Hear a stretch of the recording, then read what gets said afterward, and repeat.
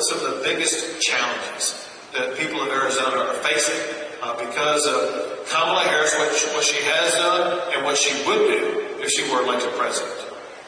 Yeah, thank you, Governor. There's people all over the state that have lost loved ones, children to fentanyl.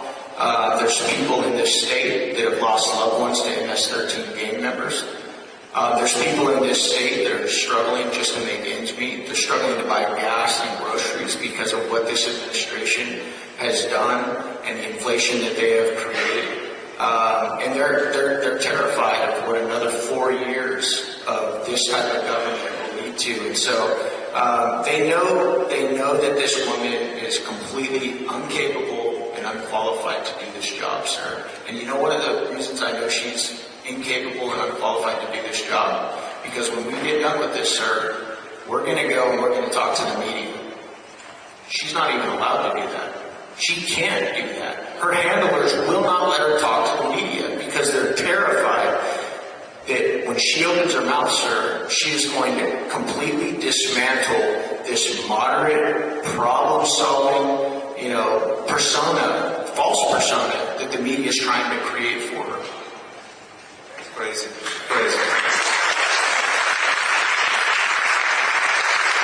Speaking of crazy, I have a California-centric question for you that maybe you can help all of us understand a little bit. I see in the news that California, which already provides, if I understand it correctly, provides free health care to any illegal immigrant, now is considering to provide them up to $150,000 to buy a home. What's going on with all this, and what would we expect this to look like if Kamala Harris were to be elected? So, one of my sons just got married. He's 28 years old, and he's trying to buy a house. And interest rates are high because of Kamala Harris. Houses are expensive in California. And he comes to his dad and says, "Dad, can you help me?" And of course, he's my son. And my dad, he just helped me with an old beat-up truck. But in today's world, we have to help him with the truck, the apartment, and we have to help him with everything. Times have changed. So anyways, my son still doesn't have his house. He was born in Santa Maria, California. Graduated from Cal Poly San Luis Obispo as an ag business major. But some dude could just cross the border today, come to California, go put an offer on a house, ask the state of California for $150 grand, only has to pay it back if the house is sold. If the house is never sold, he never has to pay it back. And this is if Kamala Harris was still in Sacramento or in San Francisco, this is her policy. This is her. So, Governor, I'm not making this up.